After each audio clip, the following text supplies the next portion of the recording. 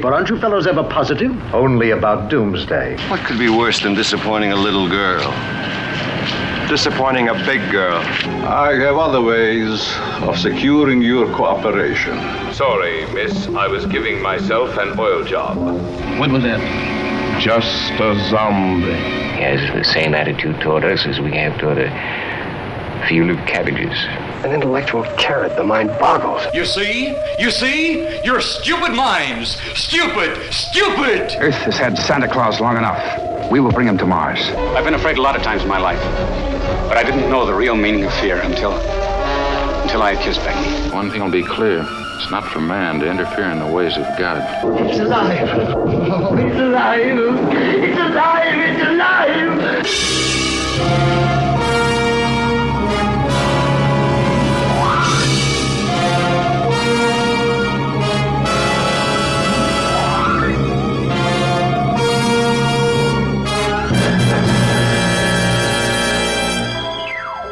Everybody, and welcome to Earth vs. Soup episode, what is it, 207. I'm Aaron Pollier. I'm Darlene.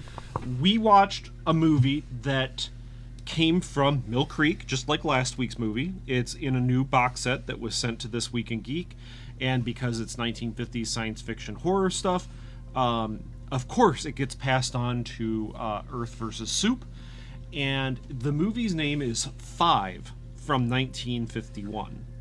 F-I-V-E. Yeah, it's just 5 written, not a number. And it's because that's how many people are... Well, yeah, there's 5 characters that are in this movie.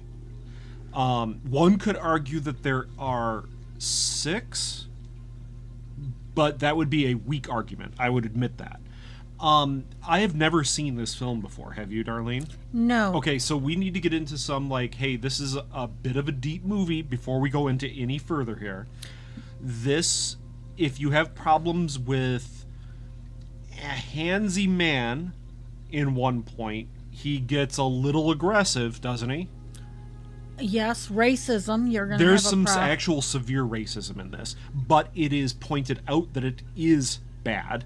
The physicality, what we should just say, it is kind of a physical assault, is brief. It is touched upon as a bad thing. All the characters involved understand that it was a bad thing and kind of try to move on from it. But you'll kind of understand in context of this movie why that scene kind of, I don't want to say needed to happen, but it makes sense that it happened in context of the film. I will say this is a very slow, deliberate, drama-based. Mm-hmm. It is a deliberate film. There are lots of quiet spots in it.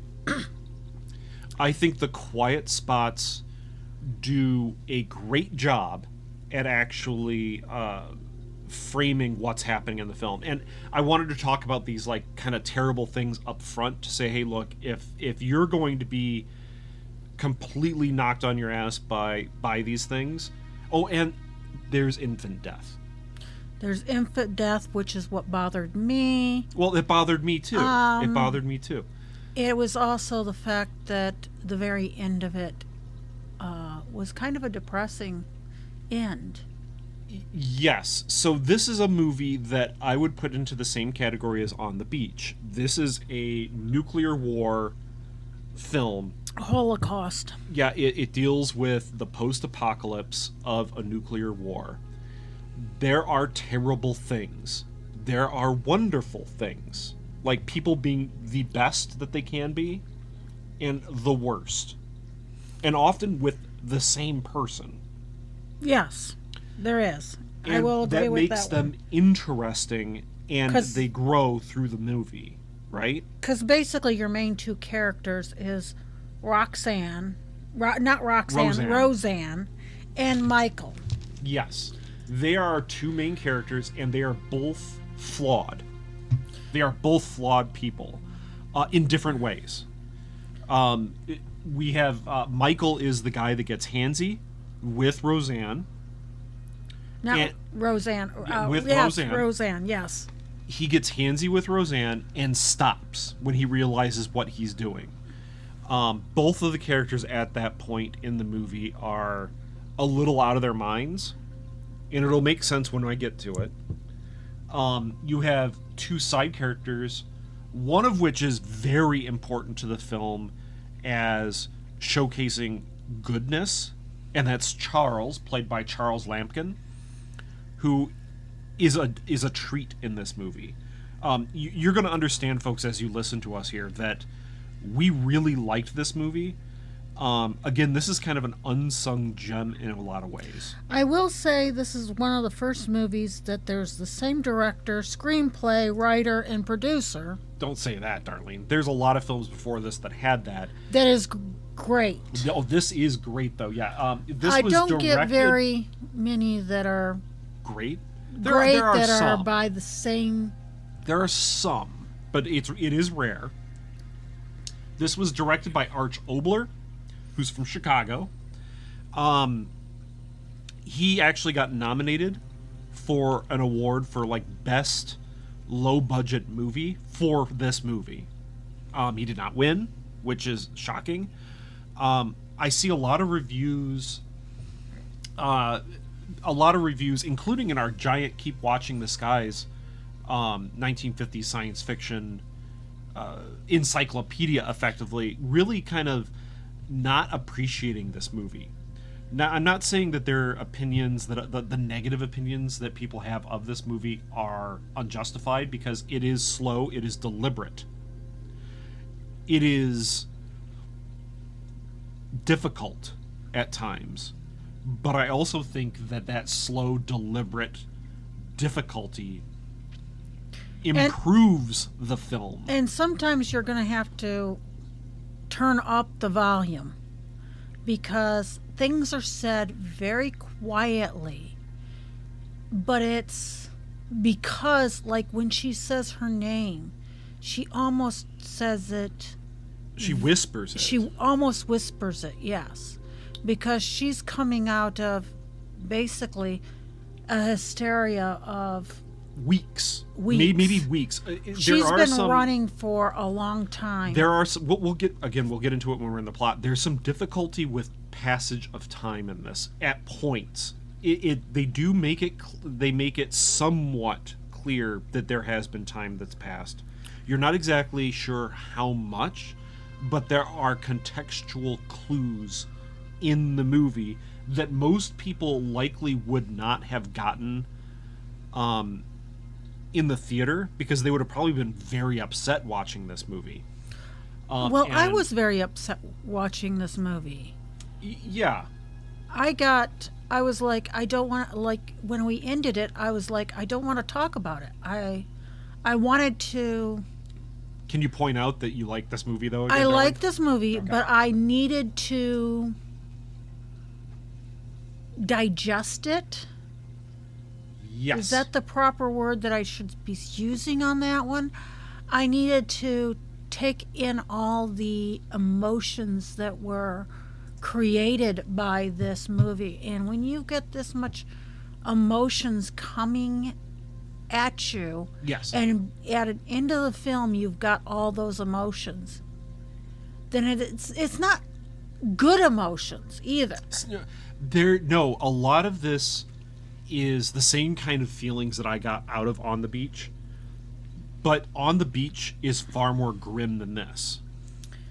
On the Beach is no one's left. Yeah, but I got more on this one. You felt the grief more in this? I felt the more grief in this one. Because they put the cast down to 5. That might be. I can understand your point on it. Baby. Yeah, I can understand your point on that, but On the Beach has a baby that their parents have to kill. Like, yes. To me, that is what wrecked me in On the Beach.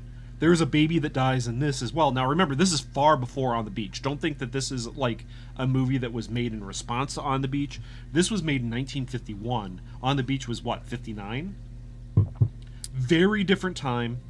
The 8 years is a big difference. And this is a very different movie telling a very different story. So let's same theme, though, really. It's the same thing. End of the world, people coming together and trying to survive as humans. And some not human.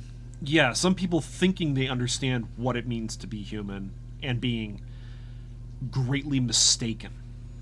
And I think that one hit me too, but it hit me in a, you were angry.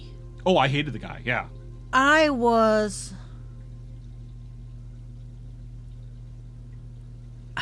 don't know how to put that. I was like... We should probably talk about the plot. Yeah, we should. And then people might understand us a little better on this. So again, this is a nuclear war film. And we start with clouds and atomic explosions occurring, okay? Then we're shown... Well, very artistically, too. Yeah, we're shown some Bible quotes. There is, like, some... Okay, I wouldn't say that there's any religious imagery in this film at all, except for the quotes from the Bible or the pseudo-religious speeches that are in this that aren't Charles biblical. Does actually... They're not biblical, but it's him just kind of telling the story of creation in a very non-standard way, at least to my perception. It was a non-standard way. I felt like he was creating the speech in knowing what it was, because you got the fact that he was kind of like a Southern Baptist, or at least his dad was. I think he was just telling a story like his grandmother might have told it to him and as a then child. He put Again, in, we're not even going into the plot. He put in what he felt. Okay. Let's get to the plot. Again, we keep talking about things that people have no context to. I just wanted to make sure that everyone understood what this movie was, that it might be triggering to some people. This is a kind of movie that does hit me, and I grip my teeth and I get shaky. I've always had that with air raid sirens, and because of movies like this as a child, that air raid sirens really get me shaky. And there's an air raid sirens in this. There are. Yeah. So anyway, back to Roseanne. No, you're already skipping ahead. Roseanne is running in. Already skipping ahead. We have scenes of smoke descending over multiple cities across the planet. You already said that. No, I didn't. And we hear air raid sirens, and there's a whole sequence of showing this kind of like black smoke slowly clearing. Okay? Then we get an aerial shot of a woman walking and stumbling down a road in California. That's what it looks like. She's running. Yeah, well... She's stumbling and running and stumbling and running. And it's Roseanne. We later learn her name is Roseanne. She's in tattered clothes. She walks up to an abandoned car, opens the door, and I expect to see nothing. That we only see her reaction. Because that's what you would typically see in this film. You wouldn't show what's in the car to let people's minds kind of fill in the blanks. But we get to see what's in the car. It is a skeletonized corpse in dirty clothing that looks like somebody melted in. Like, we should say again up front, every time we see a body in this film, it is skeletonized remains, but it doesn't look like it was just somebody put clothes on a skeleton and put it down on the ground. It looks like somebody rotted away there. In those clothes, there's like dark. There's one where it looks like a splatted person. Yeah, so what this movie does very well is show that the deaths aren't sterile. The deaths are horrific and messy. And in a way that's not going to make movie censors of the day insane. And she's crying she's in hysteria. Yeah, she stumbles through some trees. She's crying. She's listening to... She hears a church bell. Yep, and she has some hope, so she runs towards this church bell, and we do hear air raid sirens in the background. They're quiet at this point, because this is kind of like a small town, middle of nowhere, California, and she finds a ruined church. Or Oregon. It's California, because we know where they filmed this. Okay. That was something you might want to say was the setting. Yeah. This is the California, Malibu. This was like this is a Frank Lloyd Wright house where most of this was filmed. It's destroyed because it burned down in a wildfire. Fairly recently. So, if you want to see something that's Floyd, it's literally listed as the Arch Obler House on Internet Movie Database because the director, writer, producer lived there. And it is a beautiful. Oh yeah. But simple. Yeah. Little cottage-like thing. So she sees this ruined church, and again, there are dead people in the streets. There's dead people like hanging out of windows, or like skeletons holding each other. Like, you know, or the body that's on the steps. Yeah, she screams for anyone to help her, and no one is there. And this is where, hold on, we get a couple contextual clues that how much time has passed since the wars happened. And the bell is not the church bell, we find out. It's like a school bell that has a tag on it that the wind is moving. Yeah, that's the only reason the bell is ringing. I thought I have it written down 2 places as it's a church bell, but at first I thought it was a church bell. The contextual clues, Darlene. There is a newspaper in a window, well, in a box behind glass that has moisture on the inside. So again, this has been closed for a while. It hasn't been opened. About the world is going to end, that international order is broken down, and that there's like a new bomb that has been developed. Okay. The other contextual clue is that all the streets are filled with overgrown weeds. Okay. Now, you could make the argument that this super small town in California in 1951 might not have paved streets. If it had paved streets, there's no way that they would be overgrown like that. These were dirt streets that were recently plowed, and therefore, at best, this is maybe a couple weeks after the bombs fell. A couple weeks, maybe a month. When you go into the mountains there, sometimes you can get into dirt roads and small, and I really think they took a ghost town, I guess that's the way you want to call it.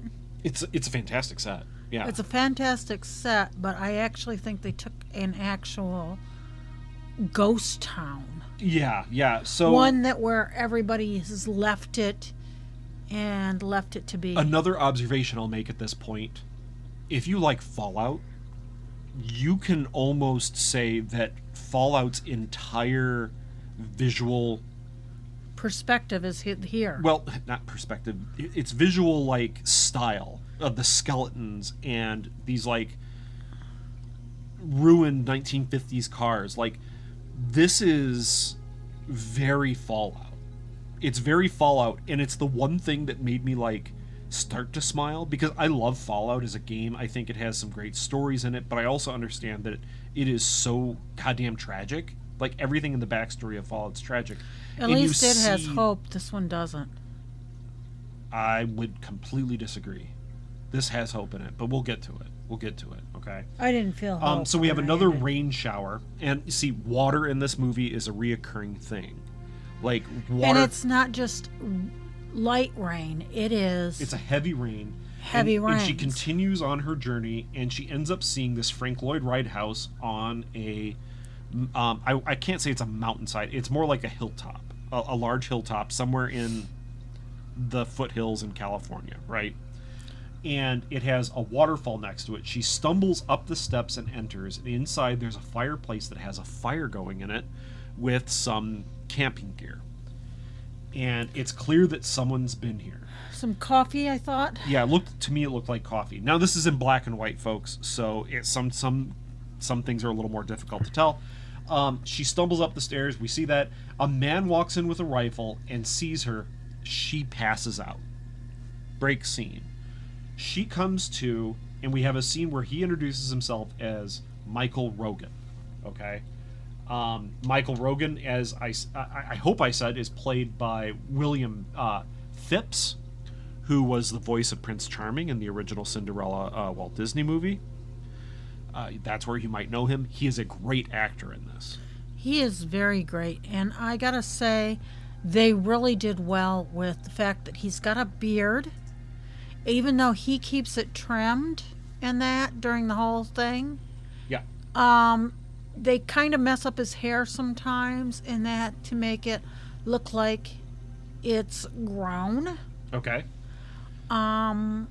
Roseanne, we get introduced to Roseanne a little later. We'll learn her name, but she's not answering him anything. Yeah, because she's in nothing. Totally shock. She's played by Susan Douglas Rubes. Just wanted to say that. Now you find out that he was in an elevator in the Empire State's building in New York. State. The war happened, and but that's like 2 scenes ahead. The war happens, and he passes out, and he woke up sometime later and has walked across the United States looking for survivors and has found no one. And he doesn't understand how he survived. He does not know. Okay, so hold on. That's a couple scenes ahead. We find out he has pictures in this house, and he finds a picture that is Roseanne. Yes. And he's like, "This is you, isn't it? This is your place." And she basically says, "No, it was her sister's." It's her aunt's. Aunt's. And that was a picture of her and her mother's husband. sister lived there.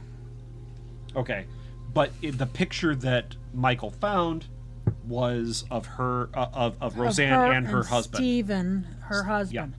So, she takes it and like holds it next to her heart, and he says, he's been thinking that he's the only one that's been left for weeks, and this is where we kind of learn how long it actually has been. Sorry for Darlene coughing.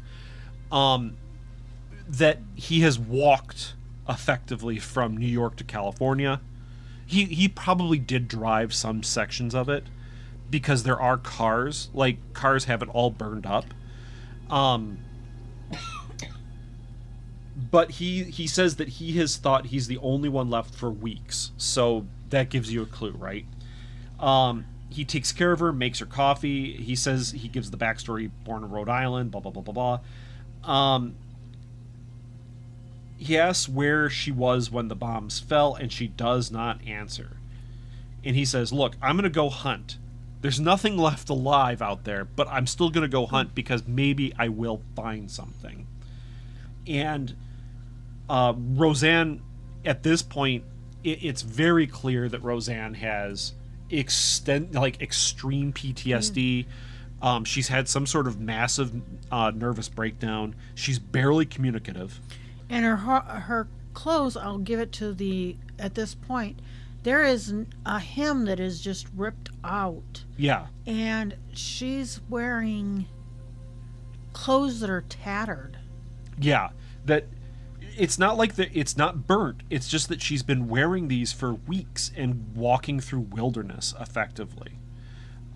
Because again, she's been journeying on foot for as long as Michael has across the country.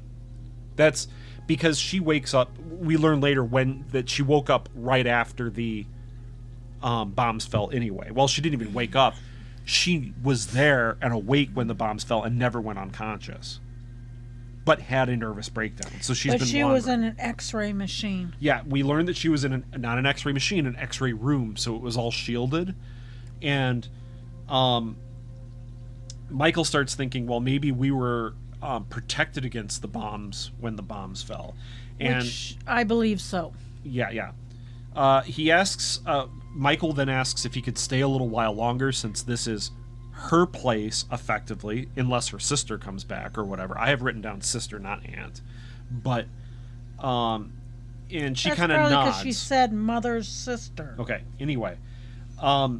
They go and, like, a little bit of time passes again. They go for more supplies from a country store, and she loses it for a moment because there's just no people. They kind of walk up on a hill. She begs to go. Yeah, she wants to go because she wants to find her husband. Her husband might be alive somewhere. And again, like, Michael's not being mean about it at all. He's just like, lady, I saw no one on my entire way across the country. If your husband wasn't right there and hasn't come out to look for you over these weeks, he's gone. But he doesn't say that. It's just all in his look. He just kind of nods and says, okay, you can come with me, whatever. So they do, but she loses it for a second as they climb a hill and look down into this little country town that's right on a little lake, I think. It's like a little tiny resort town. And she's just like, there's no people. Well, there has to be people. Where are the horns and things like that? And he's like, get it together, lady. Look, this is it. We just have to go in there and get it. So they end up going to a small, like, general store that he actually shows her some clothes and goes, take what you need. Yeah.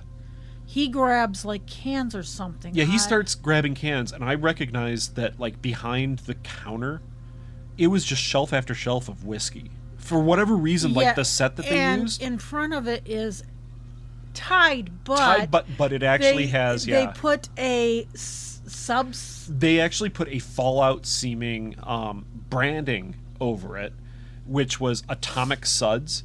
And he's just like, they look at it, and he's kind of like talking, hey, maybe we can use the waterfall to wash our clothes, blah, blah, blah.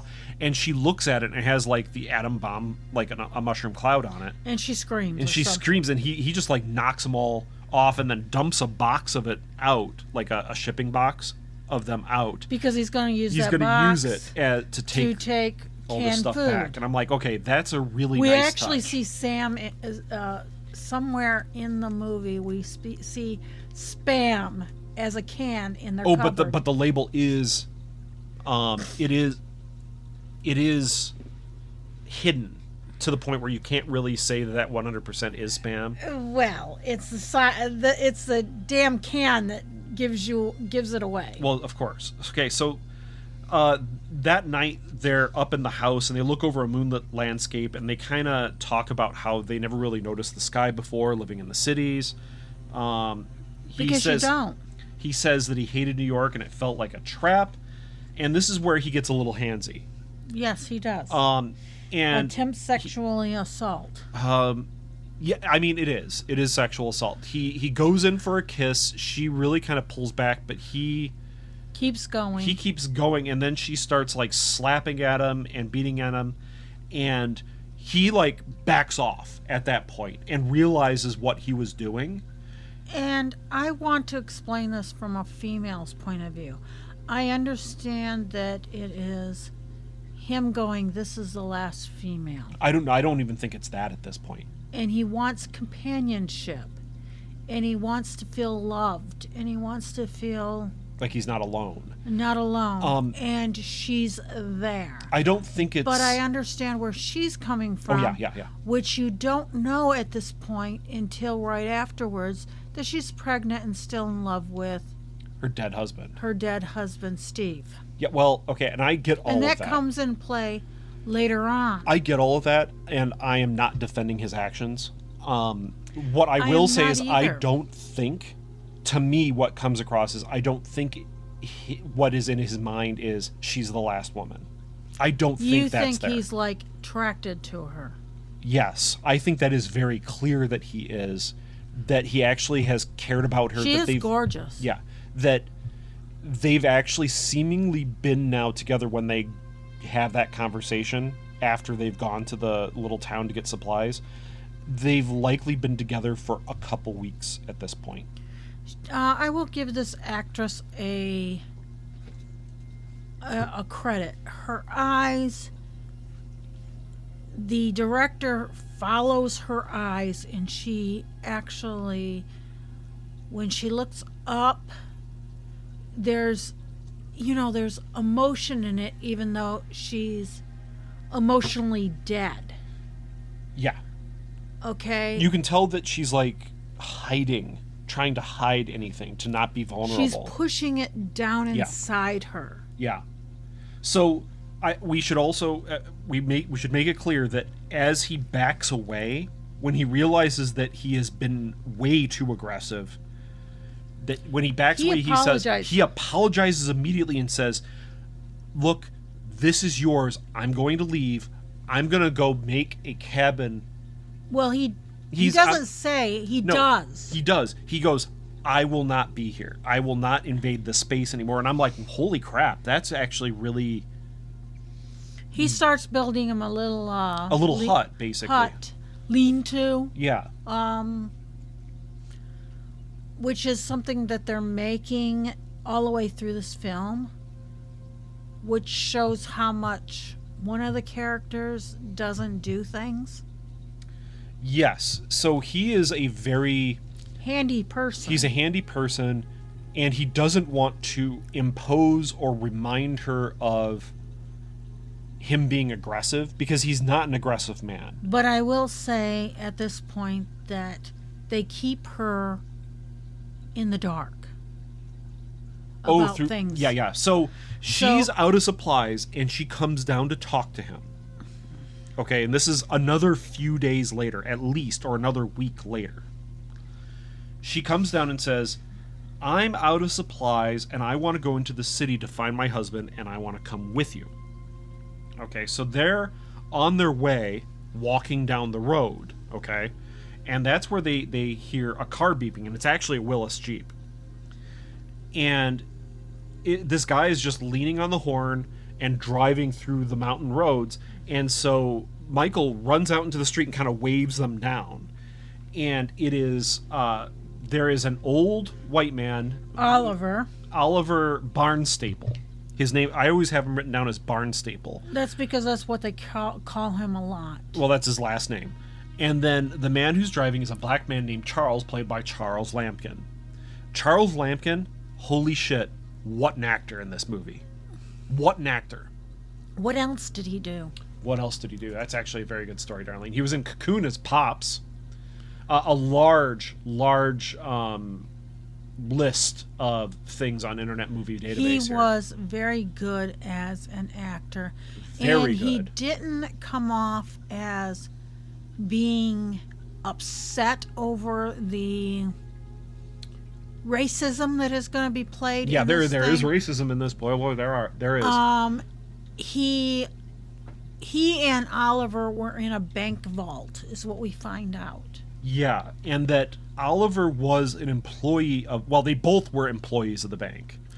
I think he was, because if you look at his clothing, it looks like he's the doorman guard. He said he was like a teller at some point. That he traded what he wanted to be a teacher. He says, I wanted to be a teacher, but I traded it for job security.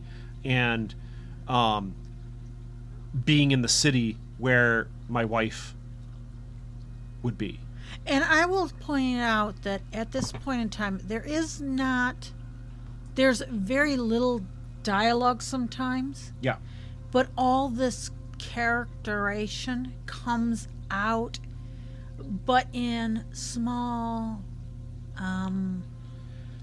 little pieces. The reason why they were driving up this road was because they saw smoke coming out of the chimney of the home, and they said, boy, I'm glad we saw it when we did, because otherwise we'd have just kept driving and never found anybody. So they come back up to the house, and Barnstaple is acting like this is all a vacation. He's clearly snapped as well, but not snapped in an aggressive way. He's an old man. He is incredibly kind, a gentle person. He is thankful for everyone being so nice to him. And Charles really loves him. Charles is like, this guy is one of the good ones, like an elderly uncle or something. Yeah, and Charles is taking care of him. Yeah, it's really, really sweet. And Barnstaple is like, no, I'll sleep out. I've always wanted to sleep out under the stars. It's okay. I don't need to take up space in your home. And like Roseanne's at this point going, no, you can sleep on the couch. It is a small home. I should say that this Frank Lloyd Wright home. It's an extremely small home. And so there's only like one bed in it, but there is a couch. And she's like, you can sleep on the couch. And he's like, only if I would not put you out. I don't want to, cause you any discomfort. I think it has a bedroom, home. like a sitting room, and a small kitchen. Yeah. And it's something where her artist aunt was, because there's a bookshelf of books. Yeah. And it's very, if you look at it, it is very... Anyway. The maker, you can see in it. Yeah. The architecture. Well, Frank Lloyd Wright. I mean, fantastic, Yes, right? but so Barnstaple's like, I will not impose upon you any further. I will leave tomorrow morning along with Charles. And Charles, at this point, kind of shrugs and goes, shakes his head, right? Like, he's like... kind of letting them know that Oliver is sick. Yeah, and at this point, Michael says, look, I might have been wrong in my thoughts that I and Roseanne were the only people left alive. Obviously, I'm wrong, because here's Charles and Mr. Barnstaple. Maybe there are other people around. And he kind of says, you know what? It's possible your husband is still alive. I can't. There's a non-zero. He doesn't say this, but there's a non-zero possibility of it. So I'm not gonna argue this point. And Roseanne at this point says that her husband was an architect, and we learn a little bit about that he was the guy that designed this house. Supposedly. Obviously, it's a Frank Lloyd Wright house. And we also learn that Barnstaple has bruising and welts. And at this point, Michael kind of goes in and looks at him. Remember, no one here, well, I shouldn't say remember, but no one here is a doctor. No one here has medical training. This is not like your ideal post-apocalyptic survival team at all. This is not. Michael is an English literature person. He went to school for English literature and then worked as a tour guide in the Empire State Building. Roseanne was a housewife. Charles was a bank teller, and Mr. Barnstaple was like the branch manager. A branch manager of a bank. Like, these aren't, soldiers, doctors, these are engineers. Everyday people that were city people. Barnstaple has bruising and welts, and I go, well, darling, you know exactly what that is. And you're like, okay, it's clearly radiation poisoning. And Michael goes in and looks at him, and then comes back out, and he's like, oh, well, this is shit. One of them spoke about, I touched him. And then you see... Well, they wash their hands. They're washing themselves and washing their clothes in the waterfall. But Michael says, look, it's radiation poisoning. And Roseanne's like, how do you know that? You don't know that. You're not a doctor. And he goes, I've seen films of the victims of Hiroshima. Which isn't too far away from here. Exactly. And you know what? He looks like he's having the same symptoms that the people that walked out of the city had afterwards, except for the burns. Everything else, he has radiation poisoning. Okay. So but Oliver goes, he wants to see the beach. Yeah, Barnstaple's asleep for 3 days. He falls asleep for 3 days, doesn't wake up. He wakes up and he wants to go down to see the ocean right away. Now, you think, oh, well, he has radiation poisoning, he's getting better. No, if you know anything about radiation poisoning, there's a rally right before the end. That basically your body's dead. If you watch the new series, Chernobyl, they show that even in that. They show that where everybody feels like they're getting better. And then nope. And then all of a sudden they just hit bottom. Yep, and this is it. Except Barnstaple never really says, oh, I'm feeling great. It's that he wakes up and is able to be moved. That's about it. He wants to go down the ocean, so they drive down there, and this is where we learn that Roseanne is pregnant, and likely will give birth in about 3 more months. She's about 6 months pregnant. Well, they're doing a good job at showing her being slightly pregnant. Yes, and actually, it's a way that you can tell how much time has passed in this movie. Because as at the beginning of the film, she does not look pregnant at all. No, she's at all. Skinny. She's skinny. So you can say, oh, it's about, she might be like 3 months pregnant or even 2 months pregnant at the most. And at this point, she is actually pregnant. Tells that it's about 6 months. At this point, she says... She's got 6 months. No, she is at 6 months. It's 3 months until she gives birth. Oh, then when they're on the beach. It's on the beach, yes. It's 3 more months until she gives birth. I got it backwards, and I wrote it backwards. And Barnstaple's just kind of laying there on a beach blanket, And everybody else ends up seeing this man kind of washing around in the surf, and they pull him out, and he has a life vest. And this is a guy named Eric, played by James Anderson, and he says he was on an expedition to Mount Everest, and I was on the last ridge when the war happened, and I was stuck there for 5 days in a blizzard. And when I came down, everybody was dead. And then I walked across Asia and found no one, and I made it to like Shanghai or something like that, and I stole a boat. And, well, I didn't steal. I took a boat, and I sailed to Hawaii, and everyone was dead. And I stole a plane, and I said, I'm going to fly to America and see if there's anybody alive there. And he crashed, like, off the coast of California. He ran out of fuel. And so I'm getting back to my notes. All during this speech, it turns out that Barnstaple dies quietly.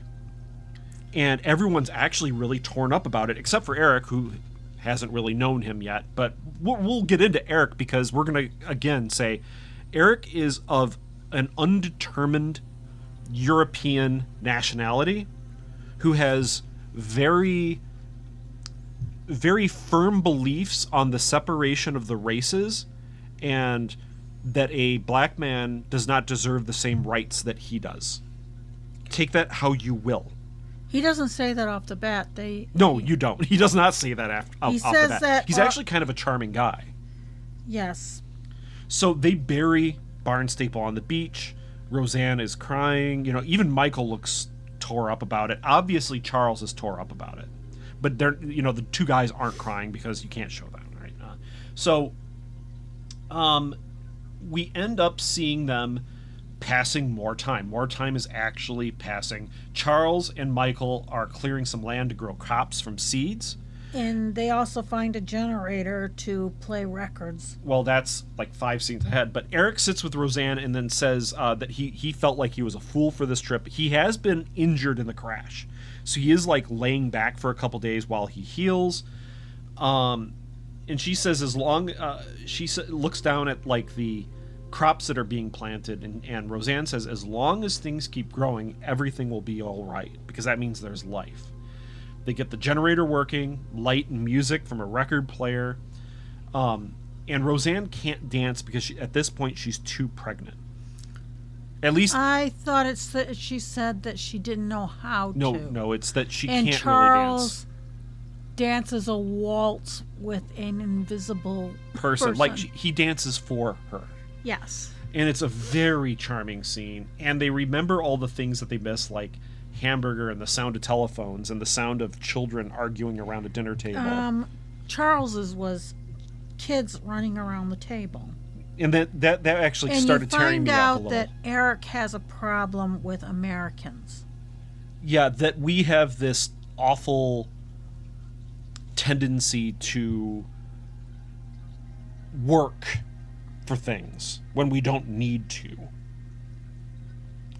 He has some very he thinks he's very futuristic, or let's say he's very advanced, that he's like the pinnacle of humanity, that he thinks he is.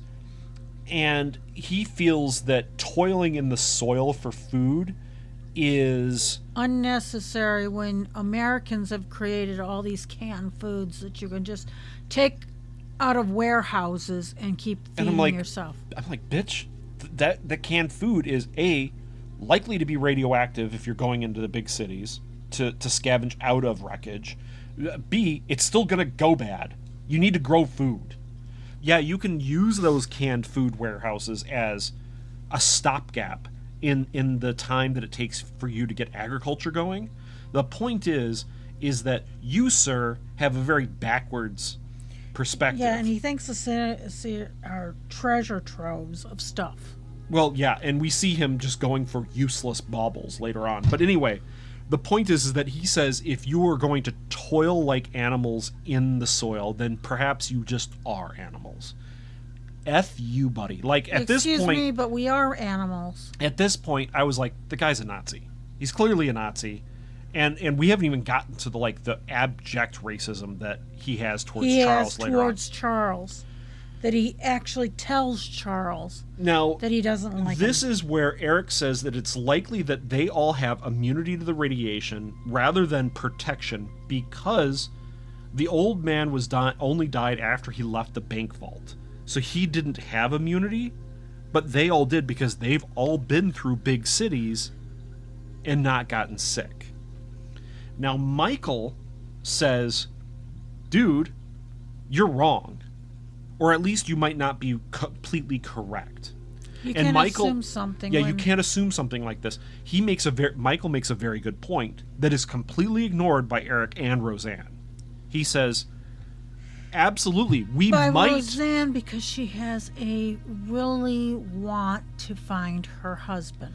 So what Michael's point is that they might have some sort of immunity, but it would likely not be a perfect immunity because radiation is still radiation. It's going to hurt you. It's just, for whatever reason, it takes more radiation to hurt them.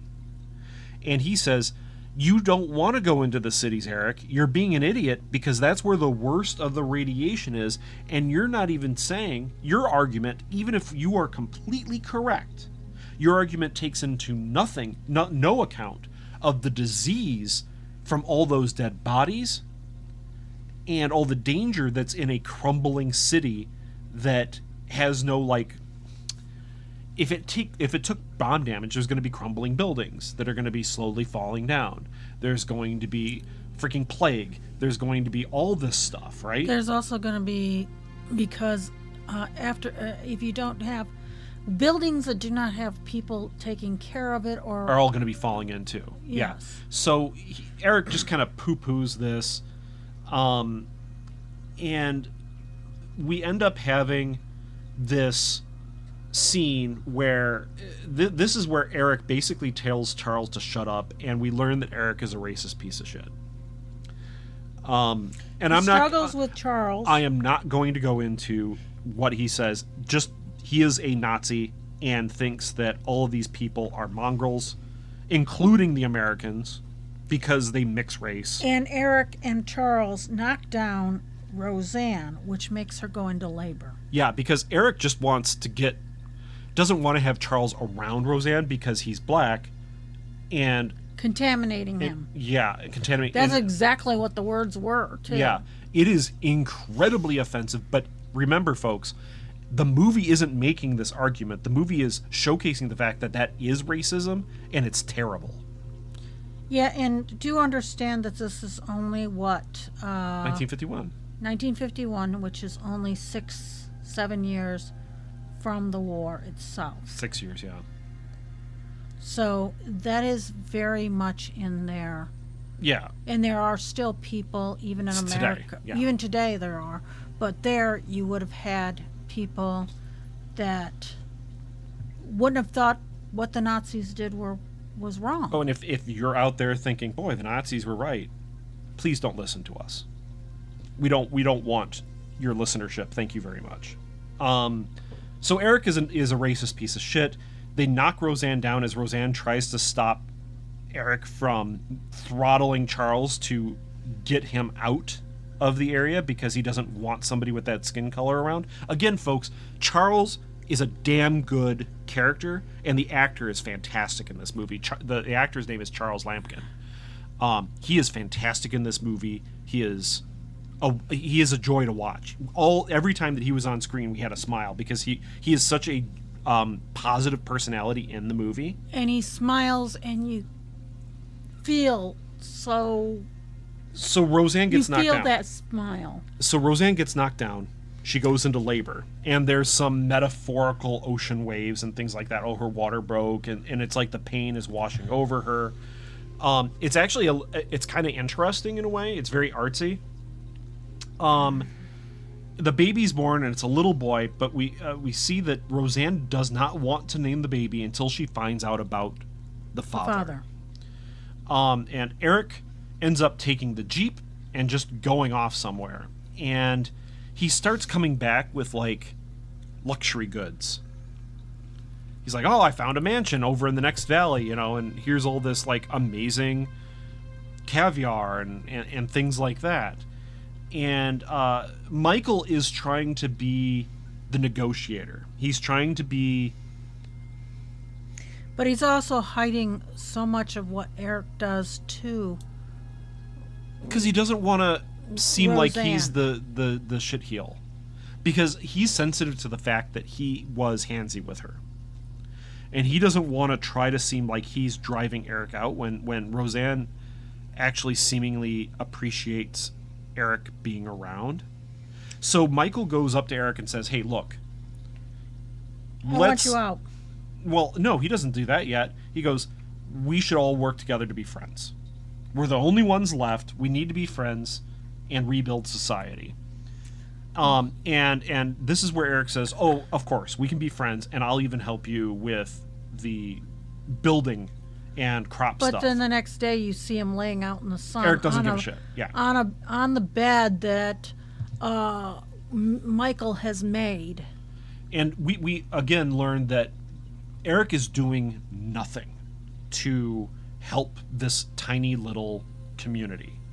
He is literally just driving this Jeep out, getting gasoline for the Jeep, luxury goods that he is basically keeping to himself and eating, and then climbing rocks because he can. And Roseanne... There was actually a point where Roseanne asked Michael, what is the whole purpose of that? And Michael goes, well, some people have to climb a rock to feel like they matter. Can accomplish something. Yeah, and this is that's the scene where they're watching him climb a rock, and that's where Michael actually says, look, we've been together for months now. I know we started off rocky, but I love you. He actually professes his love. He puts her in shade. And they end up going back. I'm trying to get in my notes. I'm sorry. They end up going back to the house, and that's where I am skipping a scene, I know, but this is where like Roseanne and Michael actually talk again, and Roseanne says, yeah, you have made me happy, and I can't really see myself not having you here, and that I love you. She kisses him and then calls him Steven.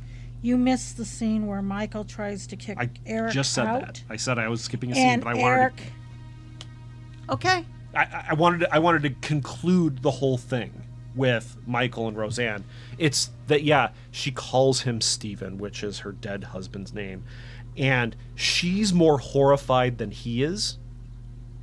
She's more horrified than he is. He just looks downfallen, like just really okay, and walks out. Like, okay, she's not ready. She really isn't ready. She hasn't given up, and that's fine because he's not going to force her to give up. That's kind of the point. And then the scene before that, yes, is Michael saying, dude, Eric, you're not helping. You keep doing shit. You're making Roseanne more and more unhappy. You need to leave. And that's where, like, Eric pulls a gun. He's like, no, I'll leave on my own time. So, this is awful. This is truly awful. And this is the night after Roseanne calls Michael Steven that Eric comes to Roseanne and says, look, I am leaving tonight. You can come with me, and we're going to go look for your husband. Your husband might very well be alive.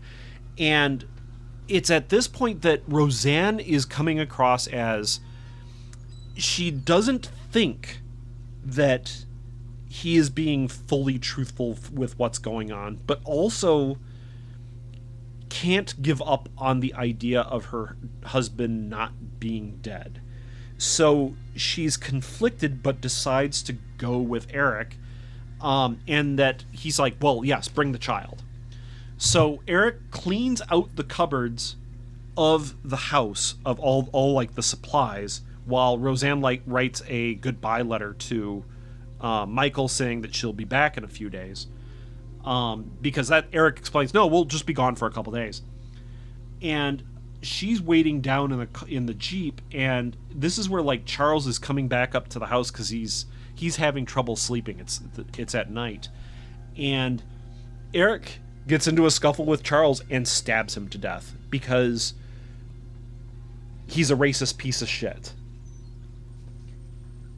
And when Eric gets down to the Jeep with Roseanne and the baby waiting in it, Eric says, no one was awake. And she's like, well, that's probably for the best that no one was awake. Then we can just leave.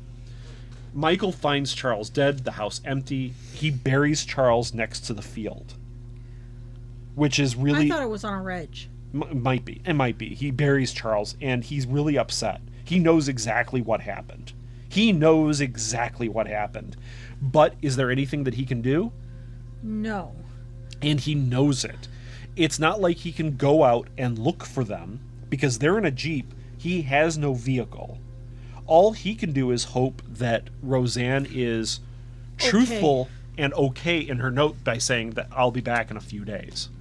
Okay, so we go to Roseanne and Eric, who are in the Jeep.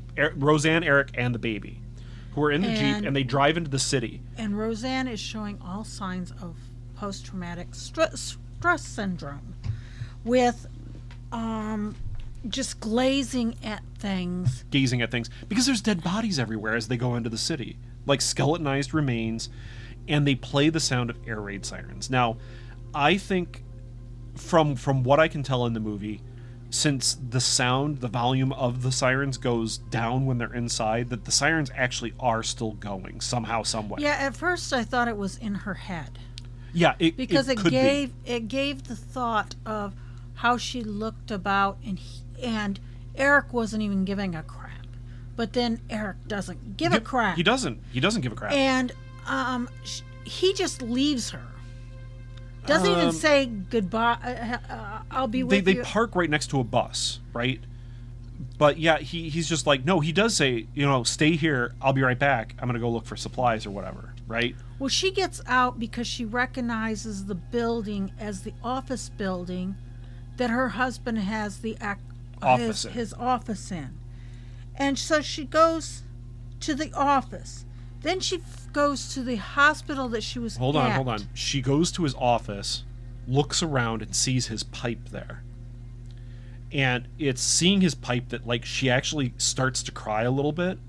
Because, again, that's like a symbol of him. That's like the thing that she connects with him. Like, yes, this is his office. That's his pipe. And he doesn't have it. So, like, she clearly kind of... one click happens where he's gone. But she can't leave it, so she goes to the hospital. But yeah, like you were saying, she goes to the hospital. And it's this little, like, clinic hospital. Yeah. And she finds where she was. Yeah, the x-ray room. Then she goes into the x-rays waiting room and finds his skeleton. Yeah, in his clothes, and she's just like, Steve, and falls on her knees and just, wails. Because and she has the baby in her hands this whole time. Yeah, and she just wails and wails, and it's awful. Like, it's good acting, but, like, you hear the beeping of the freaking Jeep's horn. Love the Jeep. I hate Eric. He's just sitting in the Jeep, letting it run, holding on the horn, and she walks back into the scene. And he yells in at a daze. Like, just in a daze. Like, he just goes after her about, I brought you here, and you're going to be with me now, and this whole... And she says, I want to go back home now. And he's like, no, you're not. You're with me. We're not going back there. And what does he have in his hands? He refuses. What he thinks is so worth everything. Some jewelry. He's like, look, it's all for us now. And I will tell you, my personal opinion of diamonds is... it's carbon. It's just carbon. Yeah. So she's like, ugh, and gets out and starts walking away. He gets out of the Jeep, grabs her, turns her around, and she pushes him away, but it tears his shirt, and we see that he has welts all over his chest, and he screams and then, like, runs off. So what that says is he actually has radiation poisoning, that he's been going into the city so much that it doesn't matter if he has immunity or not. He's already gone over that, and he is dying. And she can't. She goes back to the Jeep, and the Jeep is run out of gas during this whole thing. And now so she can't get heads back with the baby. Yeah, she heads back with the baby. Because she can't get the car going, and she can't find any other cars that are working. I think she does look at a couple other cars, but there's like no, that skeletons. was Eric trying to do that. Oh, okay, Eric. So she starts checking the baby for sores after a few, as she's walking. The baby's clean. There's no sores on the baby. I don't know if that's supposed to intend that she's just checking over the baby to see if the baby was clean, or if she was worried because she was seeing sores. But that was a real child that they had in their hands. Yeah, time passes. She keeps moving towards the house. The baby goes quiet, and she keeps saying, "There's no sores. There's no sores." The baby's dead. Michael finds her on the road. Completely in tatters again. She's completely in tatters on and a just dirt crying. road with the baby in her hands. Yeah. That's dead. They bury the baby near the field, I think, again. Later, Roseanne comes down to help dig the field for crops. Michael just goes to work in the yard with the shovel. Yeah. And then she follows. They hold each other. And she says, and I didn't write that down, she says something like, I'll be here.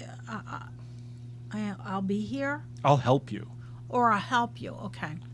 And it's the end. They hold each other in the end.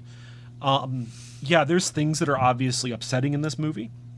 We've talked a long time. We didn't explain what happened to the garden, though. Eric ran through it with the Jeep. Yeah, he tore it up purposely. Spitful hate. He just hate. He is the epitome of what is wrong with humanity. And Charles and Michael and Roseanne represent, and Mr. Barnstaple represent the good in humanity. Charles is supposed to represent everything that is enlightened and good. Roseanne represents the mothering, loving aspect of humanity, and Michael's kind of the protector. And the industrious. And Oliver is Barnstaple. Barnstaple's kind of supposed to represent the death of knowledge. Well, no, not of knowledge. It's the death of capitalism. He's the bank manager. None of this matters anymore. My job didn't matter at all. But it's I shouldn't say the death of capitalism. It's the meaninglessness of money overall. Well, yeah, you could say that. Yeah, I would go with that one too. So we've gone through the plot. We clearly aren't enamored by this movie. This is not an easy movie. This is not a joyous movie that I can hold up and say, this movie should be watched by everybody. This is a tough movie. To me, it's not as tough as On the Beach. On the Beach, I was openly weeping. But there was things that made you happy in this. Yeah. This is all sadness. In On the Beach, there was things that made me happy? Well, there was things that they were trying to make themselves happy with parties, and they do that in this too. Charles dancing by himself because Roseanne can't. Right? That was so that joyous. Was sad too. Everything is bittersweet. All these movies, On the Beach and this, are bittersweet in so many ways, Darlene. The point is that we can smile in the midst of death, the end of everything, right? Like, the point of the movie in the end is that we don't know if there's anybody else. It's clear that if Eric was even partially right, that they did have some sort of immunity, that it was a limited immunity, that if people were where the greatest groups of people were, where there was the most likely chance that there would be somebody in that population, like, hey, there's millions of people in the New York City area. Maybe one or two people had immunity, like Michael as well. But they most likely died if they stayed in that area for any length of time. Or they didn't have protection at the point of time. Yeah, exactly. Like if they were out in the open, they still likely got vaporized. So is there anybody else? We don't know. Okay? We don't know. Was the baby immune? No. No. And even though she keeps saying there's no sores, he's clean. We don't know whether in this movie it's supposed to be that he is clean, or without she's sores. just, or she's delusional and has lost her mind again out of grief. That she doesn't want to accept that he's got the child is a boy, and he has sores. Yeah, because even at one point in the movie, Eric even says that there's nothing that says her husband had immunity or not, or whether the baby's immune. Which is sad. Like, we really, the movie doesn't explain everything. We don't have an easy solution to some of the babies. Well,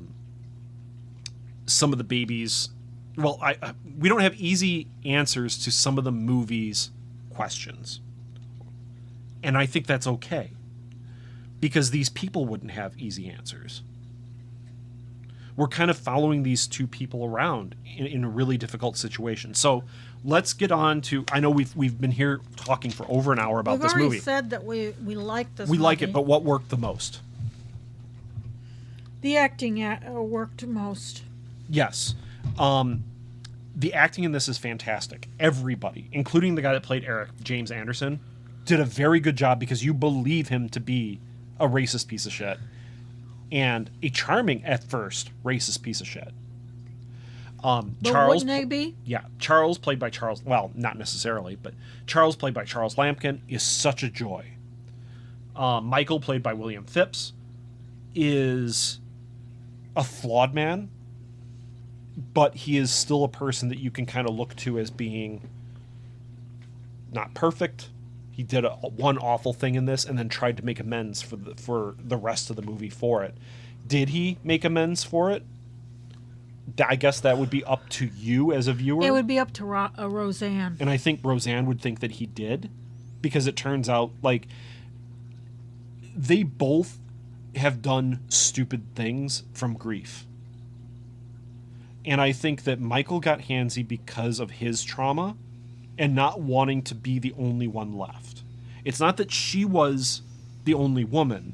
It's that she was another human being, and he wanted to be right there. And it just so happens that she was a woman. So the acting is fantastic. What else works? Setting. Because of all the cinematography at that house, at that Frank Lloyd Wright house, the landscape, all of that is just gorgeous. It's just very well shot. The pacing, even though a lot of people say it's slow, there's a reason for that. It's giving you time to dwell in scenes that are difficult. It also gives you the emotion that is going through or Yes. not going through the people. Yes. That sometimes when they're on rocks, Roseanne, Yeah. and she's just staring at nothing, you feel that nothing because there's the picture is on her with nothing. Yeah. And it's that she has seen the void, sort of thing. That she has looked into the abyss and it has looked back, sort of thing. I would say even the set dressing in this is stunning because it is Fallout. Like, this is Fallout however many years, 45 years before Fallout came out. Like, this is, you could say that if there's one piece of media that Fallout took from, it's like this. Besides, like, the crazy sci-fi aspects of Fallout. Like, the freaking skeletons that do not look like they're just skeletons. Like, these people melted. And you get that Charles probably kept the Jeep going. He said that during the war he was a Jeep driver. So he was just like somebody in the motor pool. Like, okay, great. Yeah, he kept the Jeep running. Absolutely. Did anything not work in this film, honestly? And I'm not talking about, like, it was okay, like, average. Anything that honestly did not work or harmed this movie. No, I can't think of anything. See, that's the thing. This, again, people... But I'd still only rate this as 7. Yeah. I mean, it's not perfect, right? There's nothing perfect about this. And I would end up saying that this is a 7 to 7.5 to me. There's a couple things that I would say that, yeah, you probably could pace it up or there needed to be more with this. Like, you could have added some extra scenes in this to develop Charles a little more, or I would have liked to see Mr. Barnstaple around a little more. But he was obviously sick when you... Yes. But I'm saying, like, you could have made it so he wasn't as sick at his first scene. But then it would have put the movie over the 91 minutes. Oh, sure. That would have dragged it too far. I'm just telling you that, like, if I had to make any changes, it would be... Because the casting in this is great. See, direction, writing. I thought having her as the only female was kind of... I think it's fine. Because in the end, it shows these kinds of different masculine archetypes around her, where she's not truly being pinned into a single aspect of femininity. Besides the mothering aspect because of her pregnancy, like, all the guys are different aspects of masculinity in some ways. You don't like that she's the only woman. Yes, I didn't. Well, what kind of woman would you have put in as another character? Like, let's take Mr. Barnstaple out. Okay, because the other three men in this are too important, where Mr. Barnstaple, he dies early on. Maybe take Charles's like for wanting to be a teacher and put that into another. Put a teenage kid. So, like, a teenage girl. Yeah. Okay, so you want a teenage girl. What is her personality aspect? What does she bring into this movie? Possibility. Okay, that's... well, I meant future possibility beyond the end. Well, because that her being there changes the dynamic between Eric and Roseanne. How Eric is trying to manipulate Roseanne. Because then Eric has another possibility of somebody even younger to manipulate. And that's a difficulty. See, I wouldn't make it a teenager. I would make, if I had to, I would put in an older woman, like a grandmotherly type, that can't do a lot. She's there, but she's there because she remembers, like, the Depression. So maybe she has some skills that are like, look, I'm not going to do your laundry. I'm not going to do your cooking. But by God, I can shoe a horse if there were a horse. You know, that kind of woman. Like, that you wouldn't necessarily think of as an old lady, but, like, she has certain personality aspects that stem from the Great Depression. Just that kind of, like, no, we can do this. You guys don't know how to do X, Y, or Z, and I don't know how to do X, Y, or Z, but I remember my dad doing it back in the Great Depression or something like that. Or somebody that was working in the factories during World War II. Like, because none of these people have, like, specific post-apocalyptic skills, right? So she shouldn't either, but she should be a person that they look to. Anyway, yeah. We're just spitballing. I'm just saying that it felt bleak to have just one female. But it's probably because you don't see a lot of female actresses in these movies. But I think that's kind of the point of the movie, is to show that there's one woman left. And yeah, but that's where I'm saying it kind of is creepy on that point. Sure. But it's still, we need to say, yes, we both recommend this movie, highly recommend it. You give it a 7. I lean more towards, like, 7.5. And if you understand how I rate things, at the very least, it's a big bell curve where it takes a lot. You said that. Okay. It takes a lot to get higher or lower. But any other final thoughts for this? No. Nope. That it just makes me very sad. Yeah, it isn't a movie to watch when you are already sad. This is a movie that you want to watch as